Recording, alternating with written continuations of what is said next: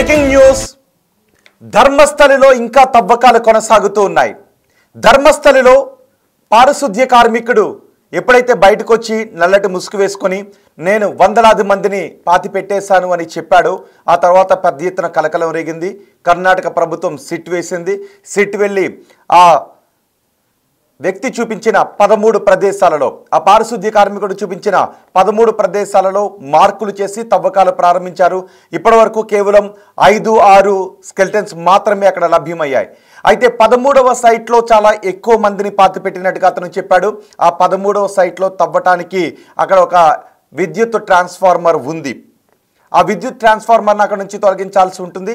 ఆ వ్యక్తి అక్కడ ఏం చెప్తున్నాడంటే 20 అడుగులు అక్కడ తవ్వితే ఆ ఆనవాళ్ళు బయటకు వచ్చే అవకాశం ఉంటుందని చెప్తున్నారు. సో ఇప్పటి వరకు ఆ వ్యక్తి చెప్పిన దానికి అక్కడ లభ్యమైన స్కెల్టన్స్కి సంబంధం లేకపోవడంతో ఆ 20 అడుగులు 13వ సైట్లో తవ్వాలా లేదా అని సిట్ అధికారులు ఆలోచించారు. సో అక్కడ తవ్వకాల కంటే ముందు రాడార్ని జీపీఆర్ని గ్రౌండ్ పెనట్రేటింగ్ రాడార్ని జీపీఆర్ సిస్టమ్ని అక్కడ ఉపయోగించాలని అనుకుంటున్నారు.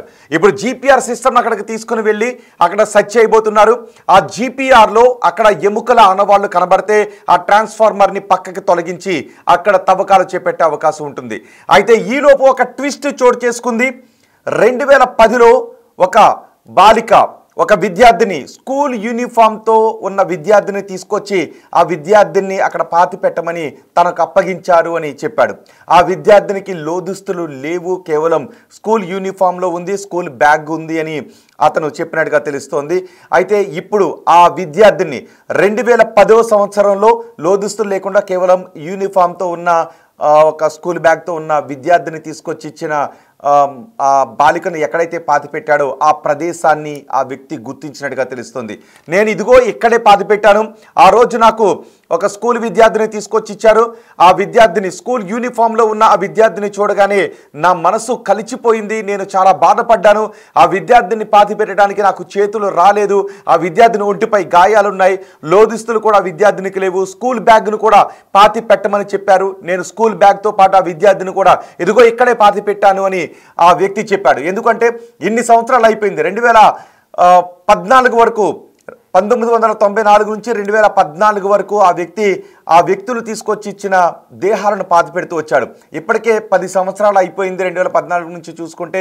కాబట్టి అతను ఎగ్జాక్ట్గా గుర్తించలేకపోతున్నాడు, కొంచెం అటు ఇటుగా గుర్తించగలుగుతున్నాను అని చెప్తున్నాడు.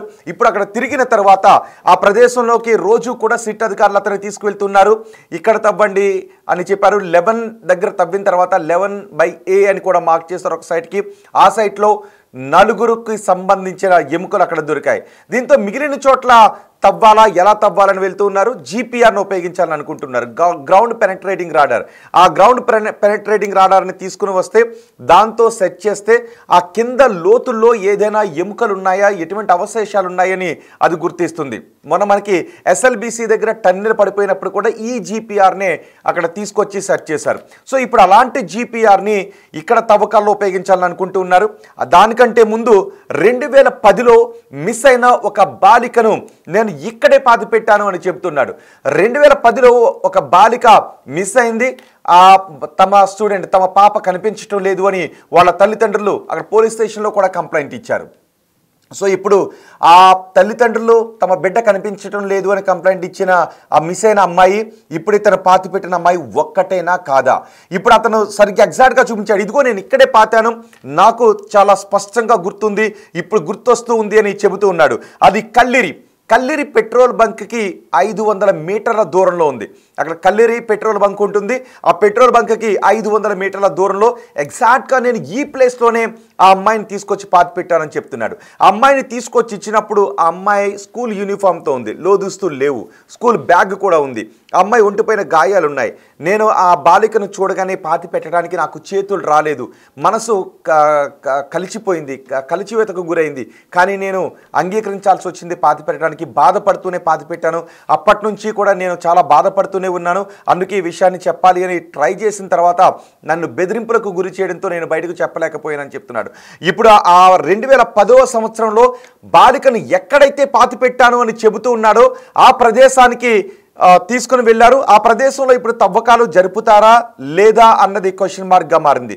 ఒకవేళ అక్కడ తవ్వకాలు జరిపితే, అతను ఇప్పుడు సూచించిన చోట తవ్వకాలు జరిపితే ఆ ప్రదేశంలో నిజంగానే ఒక బాలికకు సంబంధించిన స్కెలిటన్ బయటపడితే, ఎముకలు బయటపడితే అతను చెప్పిన దాంట్లో వాస్తవాలు ఉన్నాయి. కానీ ఇన్ని ఇయర్స్ అయిపోయింది కాబట్టి గుర్తించడం కొంత కష్టసాధ్యంగా మారుతుంది, అటు ఇటుగా మారుతుంది. భూమిలో ఆ ఎముకలు కలిసిపోయాయి అనుకోవడానికి అవకాశం ఉంటుంది. చూడండి ఒకసారి బిగ్ టీవీ స్క్రీన్ పైన 4 చక్రాలతో మీకు కనిపిస్తోంది.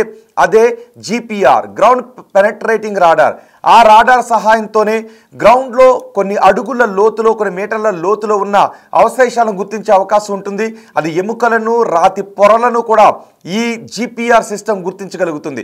ఒకవేళ ఎముకల ఆనవాళ్ళు అక్కడ ఉన్నట్లయితే 13వ సైట్లో ఈ GPR ఎముకల ఆనవాళ్ళను గుర్తిస్తే ఆ 13వ సైట్లో తవ్వే అవకాశం ఉంటుంది. కానీ అంతకంటే ముందు ఈ కళ్ళిరి పెట్రోల్ బంక్కి 500 మీటర్ల దూరంలో అతను చెబుతున్నాడు పాతి పెట్టాను అని ఒక బాలిక దేహాన్ని. ఇప్పుడు అక్కడ తవ్వితే బాలిక దేహం అయితే తెలిసిపోతుంది కదా, ఆ ఎముకలు కూడా దాదాపు తెలిసిపోయే అవకాశం ఉంటుంది.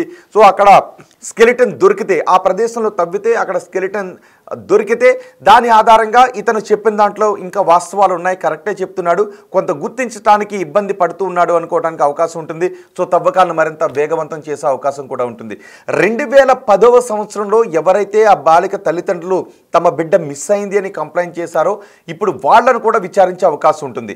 ఇక్కడ ఎముకలు తవ్విన తర్వాత ఇక్కడ పాతిపెట్టిన స్కూల్ విద్యార్థిని ఎముకలు మిస్ అయింది అని కంప్లైంట్ ఇచ్చిన వాళ్ళ తల్లిదండ్రుల డిఎన్ఏతో పోల్చడానికి అవకాశం ఉంటుందా లేదా? ఎందుకంటే డిఎన్ఏ ఇన్ని సంవత్సరాలు ఉండదు కాబట్టి ఆ ఎముకలతో నిర్ధారించడానికి అవకాశం ఉంటుందా లేదా అన్నది కూడా ఇప్పుడు నిపుణులు వెల్లడించాల్సినటువంటి అవసరం ఉంటుంది. అక్కడే బ్యాగ్ను కూడా పాతిపెట్టాడు. సో ఎన్ని ఇయర్స్ అయిపోయింది కాబట్టి దాదాపు బ్యాగుకు సంబంధించిన అవశేషాలు బయటపడే అవకాశం అయితే మాత్రం ఉండకపోవచ్చు. ఒకవేళ ఆ బ్యాగ్ ప్లాస్టిక్తో కూడిన బ్యాగ్ అయితే, ఆ బ్యాగ్ ప్లాస్టిక్తో కూడిన బ్యాగ్ అయితే లేదు, అందులో కొన్ని ఏదైనా ప్లాస్టిక్ వస్తువులు ఆ బాలికకు సంబంధించినవి ఉన్నట్లయితే దాని ఆధారంగా గుర్తించే అవకాశం కూడా ఉంటుంది. బ్యాగ్ను కూడా అక్కడే పాతిపెట్టినట్టుగా తెలుస్తూ ఉంది. సో ఇప్పుడు ఆ బాలిక, స్కూల్ బాలికను 2010వ సంవత్సరంలో స్కూల్ బాలికను ఎక్కడైతే పాతిపెట్టాను అని చెప్తున్నాడు అక్కడ తవ్వకాలు జరపబోతున్నారు.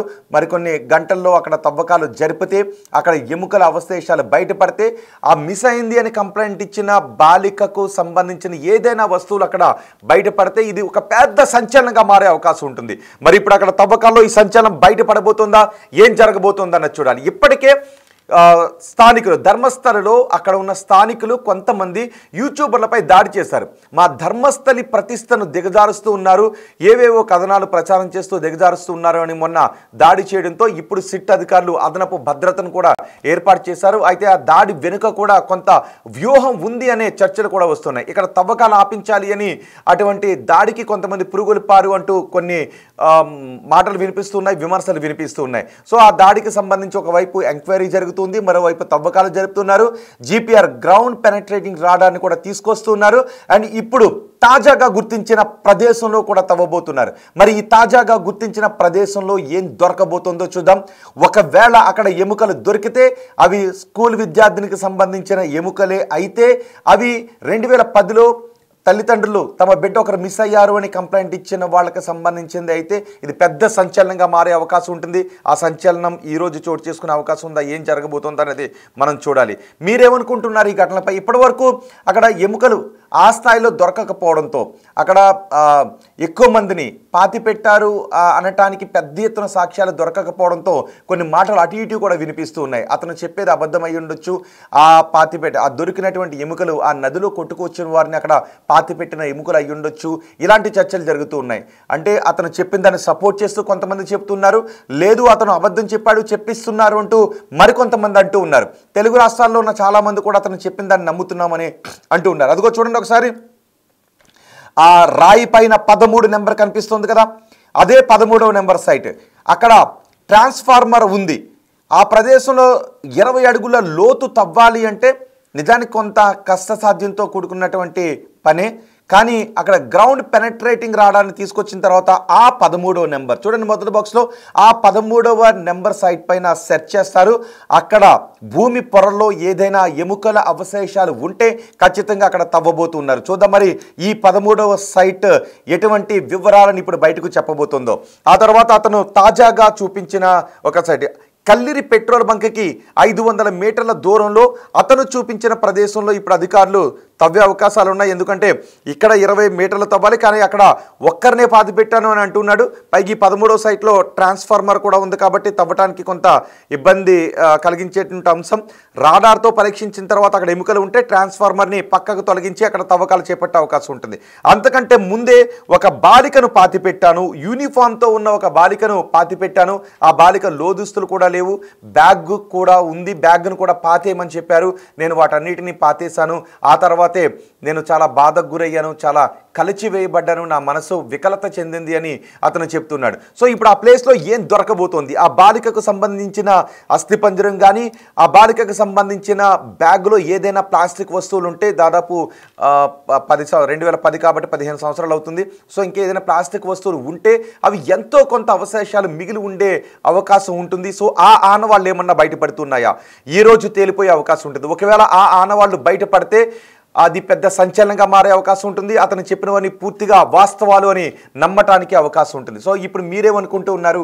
మీ అభిప్రాయం కమెంట్ బాక్స్లో తెలియచేయండి. 13వ సైట్లో నిజంగా అతను చెప్పినట్టు ఎక్కువ అస్థికలు దొరికే అవకాశం ఉంటుందా? అస్థిపంజరాలు దొరికే అవకాశం ఉంటుందా?